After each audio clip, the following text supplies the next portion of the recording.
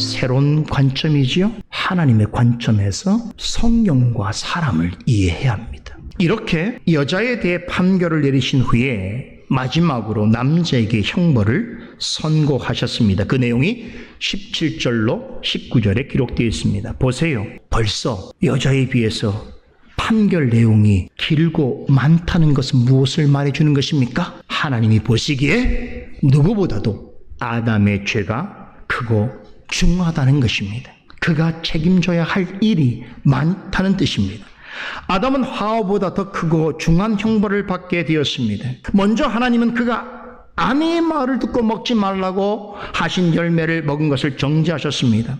지난 강설 시간에도 말씀을 드렸지만 설령 하와가 뱀의 유혹에 넘어가서 선악과 열매를 먹게 되었더라도 아담은 그리 해서는 안 되었습니다. 왜 그렇습니까? 아담은 선악을 알게 하는 나무를 증표 삼아서 하나님과 언약을 맺은 당사자입니다. 또한 그는 하와가 창조되기 전에 하나님으로부터 특별한 사명을 받았습니다. 하나님은 그에게 에덴 농사를 경작하고 지키는 임무를 맡기셨습니다. 여기에는 아내를 지키는 책임도 부여되어 있습니다. 이 일을 감당할 수 있도록 놀라운 지식과 지혜와 능력을 선물로 주셨습니다. 아담에게 맡기신 임무 중에 무엇보다 가장 중요한 것은 에덴 동산과 아내를 지키는 일이었습니다. 이를 위해서 하나님께서는 에덴 동산의 울타리를 치게 하셨습니다. 아담은 성전의 제사장처럼 에덴 동산 안으로 악한 세력이 들어오지 못하도록 애써야 했습니다. 만일 자신의 의사와 상관없이 악한 세력이 들어오더라도 하나님과의 거룩한 관계를 해치지 못하게끔 자신과 아내와 동산을 지켜야 했습니다. 하지만 아담은 이 일에 철저히 실패했습니다. 하나님이 맡겨주신 거룩한 직무를 잘 수행하지 못했습니다. 아내의 신앙을 잘 지켜내지 못했습니다. 어리석게도 간교한 뱀에 속아 넘어간 아내의 말을 하나님의 말씀보다 더 귀담아 들었습니다.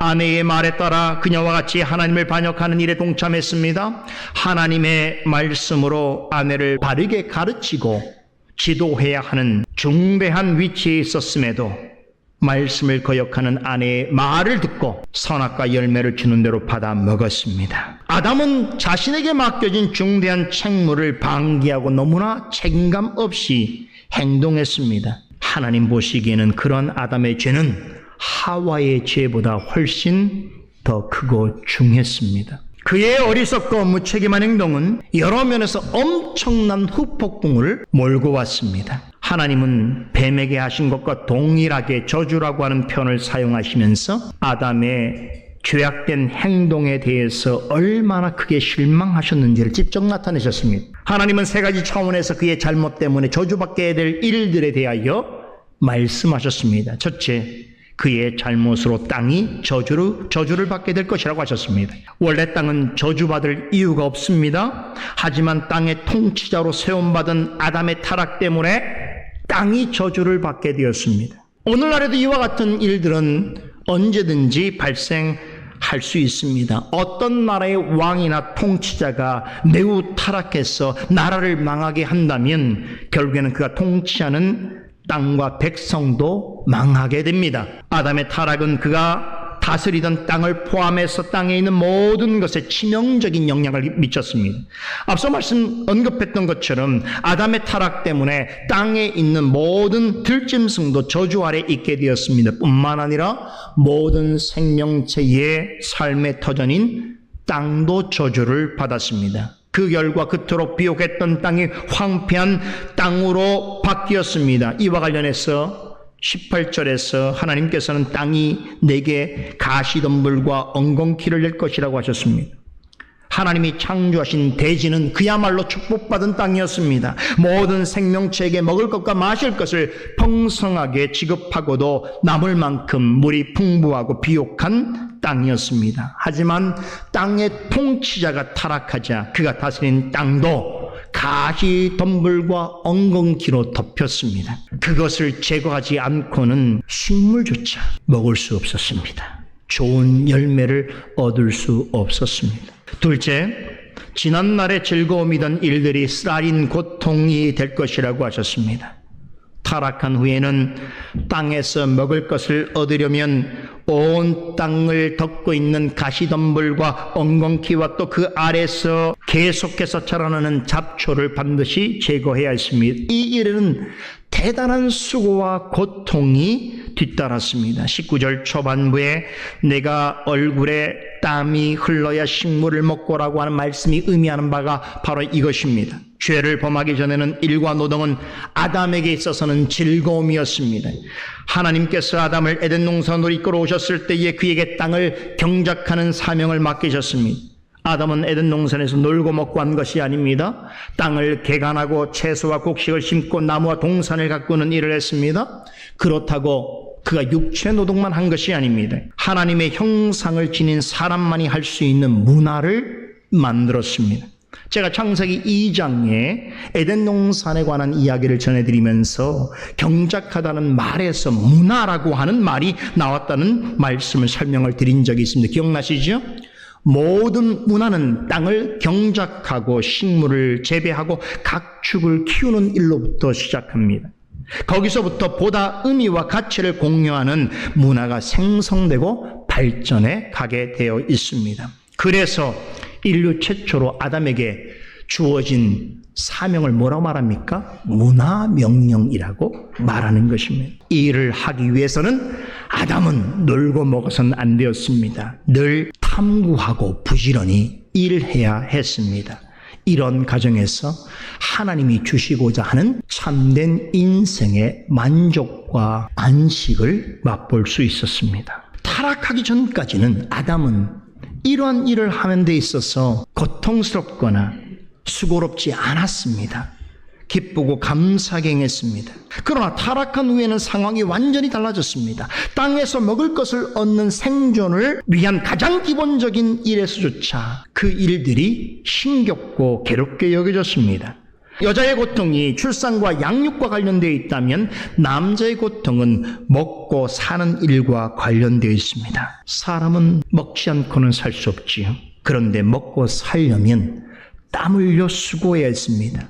그런데 이 수고는 죽는 날까지 계속 될 것이라고 하셨습니다.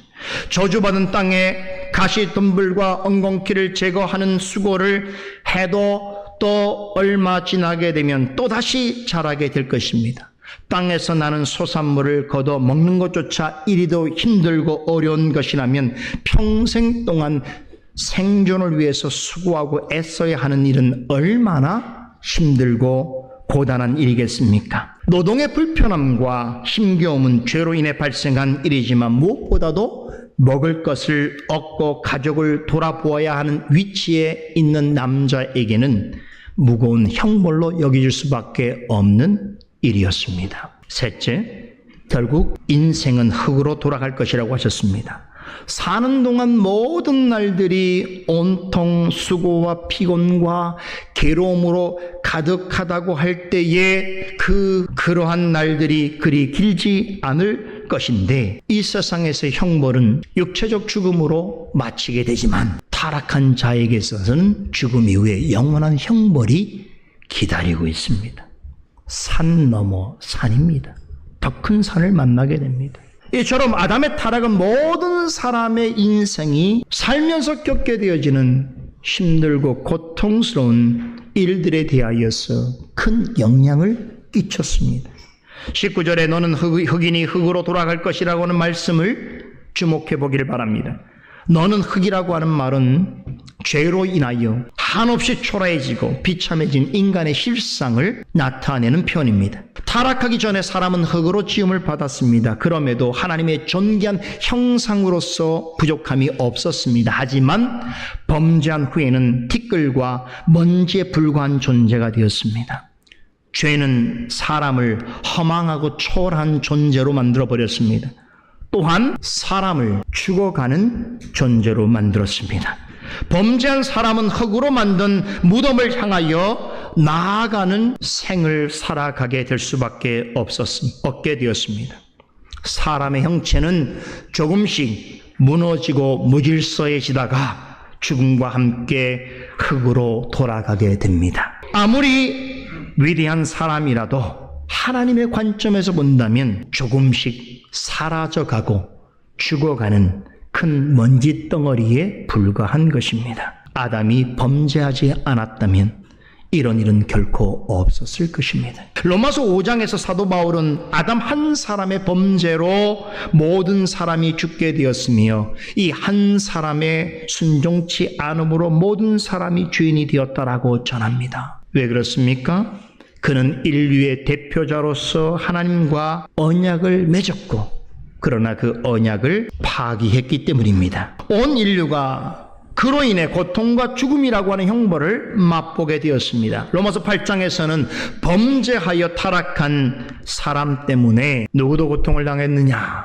하나님이 지으신 만물과 피조물도 타락한 인생으로 인하여 탄식하며 고통하게 되었다라고 전합니다. 결국 오늘날 우리가 사람을 제외한 모든 어떤 존재로부터 좋지 못한 일들을 당하게 되는 것은 결국 사람의 죄에 대한 결과입니다. 하와의 죄는 주로 같은 성정을 지닌 여성에게, 여자에게 고통을 주는 결과로 나타났습니다. 그에 비해 아담의 죄는 온 인류에게 고통과 죽음을 가져다 주었습니다. 하나님께서 여자의 죄보다 남자의 죄를 더욱 심히 불쾌하게 여기시사 여자보다 중한 형벌을 내리신 까닭이 여기에 있습니다. 그런데 아담에게 내려진 판결과 관련해서 한 가지 꼭 기억하셔야 할 내용이 있습니다. 하나님은 뱀을 저주하셨습니다.